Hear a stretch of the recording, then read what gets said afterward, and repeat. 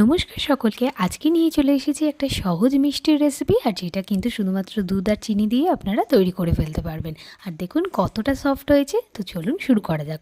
প্রথমে দুটো বাটির মধ্যে 500 করে দুধ নিয়ে তারপরে 5 থেকে 7 মিনিট মতন ফুটিয়ে নেওয়ার পরে একটা বাটির ছানা কাটিয়ে নিয়েছি ভিনিগার দিয়ে। আপনারা চাইলে এখানে ছানা কাটা পাউডার বা লেবুর রসও কিন্তু ইউজ করতে পারেন।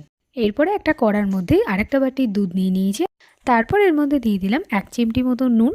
এরপরে দুধটাকে ভালো করে ফুটিয়ে নিয়ে দিয়ে দিতে হবে 200 গ্রাম মতন আমুল দুধ। আমুল দুধটা দিতে দিতে কিন্তু নাড়াচাড়াও করতে থাকতে হবে, আর তারপরে কিছুক্ষণ নাড়াচাড়া করতে করতে দিয়ে দিতে হবে চিনি। আমরা এখানে 200 গ্রাম মতন চিনি ইউজ করেছি। আর তারপরে এরকম একটা টেক্সচার চলে আসলে দিয়ে দিতে হবে ছানাটা, যেটা কিন্তু হাতের সাহায্যে সামান্যভাবে একটু মেখে নেওয়া হয়েছিল। আর তারপরে এটাকে দিয়ে ভালো করে নাড়াচাড়া ড্রাই হয়ে আসলে তারপরে নামিয়ে ফেলতে হবে।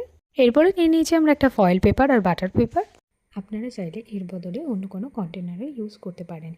এরপরে আমরা ভালো করে সেট করে নিয়ে এই পেপারটার মধ্যে ঢেলে দিয়ে 1 ঘন্টা মতন ফ্রিজে রেখে সেট করে নেবো। আর তারপরে চৌকো আকারে কেটে নিয়ে রেডি করে ফেলুন এই মিষ্টিটা। আর ভিডিওটা ভালো লাগলে চ্যানেলটাকে সাবস্ক্রাইব করে দেবেন। ইনস্টাগ্রাম ফেসবুক থেকে দেখলে পেজটাকে ফলো করে দেবেন।